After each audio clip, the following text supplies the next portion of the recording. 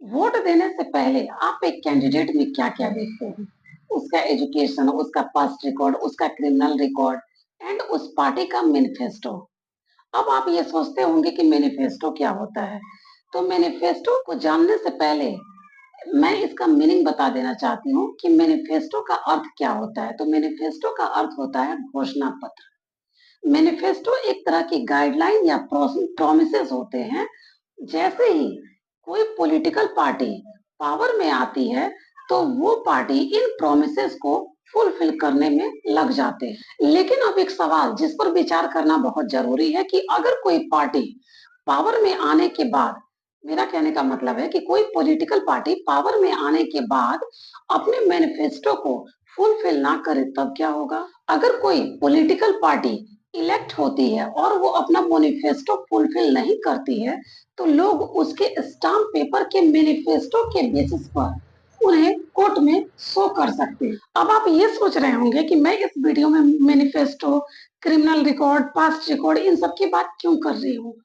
तो इसलिए कि आज का जो हमारा वीडियो है वो इसी मुद्दे पे है, यानी कि आज हम इस वीडियो में बात करेंगे fundamental rights and directive principle of state policy के बारे में। तो सबसे पहले directive principle of state policy यानी डीपीएसपी को जानने से पहले हम फंडामेंटल राइट्स के कुछ बातों को जानते हैं। फंडामेंटल राइट्स से related part 3 of the constitution discuss करता है 12 से लेकर 35 आर्टिकल को।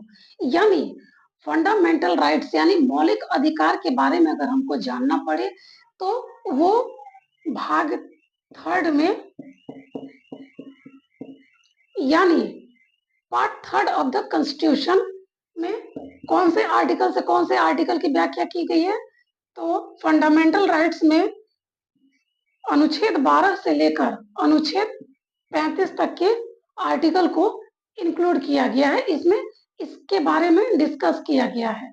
वही 36 से लेकर 51 तक के आर्टिकल डिस्कस किए गए हैं पार्ट 4 ऑफ द कॉन्स्टिट्यूशन। यहाँ एक क्वेश्चन और जान लेते हैं कि डीपीएसपी यानी directive principle of state policy जो है वो हमारे संविधान में कहाँ से लिया गया है?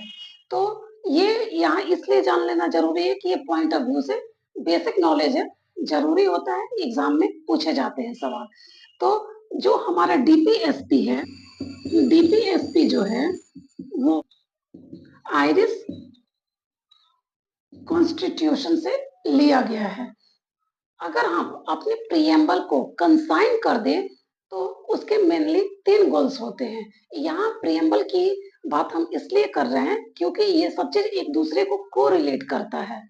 तो जो मैं आपको बता रही हूँ कि अपने प्रीएम्बल को कंसाइन करने पे जो 3 मेन गोल्स सामने आते हैं वे कौन-कौन से हैं? तो पहला है सोशल, दूसरा है इकोनॉमिक एंड तीसरा है political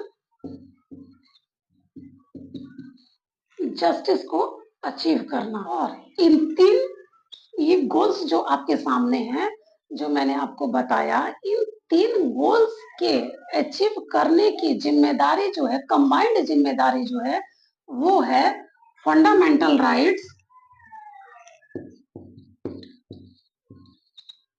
fundamental rights and DPSP पर। ठीक है, ये बहुत इंपॉर्टेंट बात है। आगे हम फंडामेंटल एंड डीपीएसपी के बेसिक डिफरेंसेस को समझ लेते हैं कि इन दोनों के बीच में आखिर ऐसा कौन सा मूल अंतर है जो कि हमें जानना चाहिए। यहाँ हम पहले डिफरेंसेस की बात करेंगे। तो finally fundamental rights are a kind of negative rights. Negative rights. Now those DPSP are a kind of positive right. Positive rights.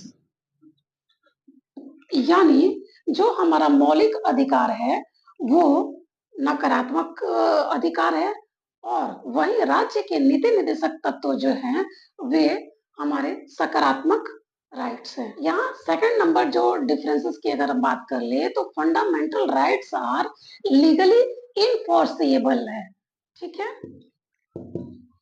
Legally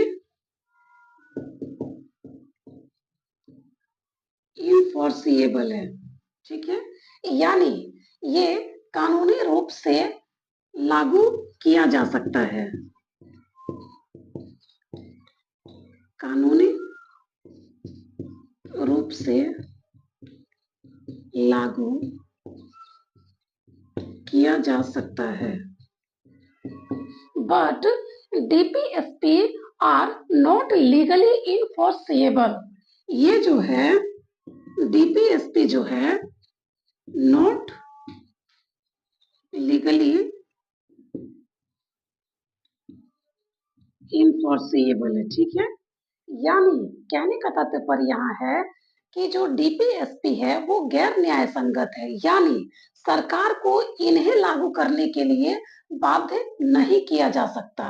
इसके तीसरे डिफरेंसेस की बात कर ले, जो कि मैंने आपको पहले भी बताया था कि fundamental rights are defined in part 3 of the constitution, but DPSP defined in part 4 of the constitution. And last जो डिफरेंसेस है उसकी अगर हम बात कर ले तो वो काफी ज्यादा इंपॉर्टेंट हो जाता है, क्योंकि जो फंडामेंटल राइट्स को इस्टेब्लिश किया गया है तो वो पॉलिटिकल डेमोक्रेसी के लिए इस्टेब्लिश किया गया है, लेकिन जो डीपीएसपी को इस्टेब्लिश किया गया है वो सोशल एंड इकोनॉमिकल डेमोक्रेसी के लिए इस्टेब्लिश किया गया है।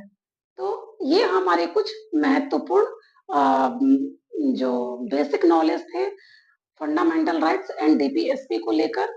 उम्मीद है कि आपको समझ में आया होगा, और साथ ही जो मैंने आपको मैनिफेस्टो शब्द को डिफाइन करके समझाया वो भी काफी ज्यादा इंपॉर्टेंट था।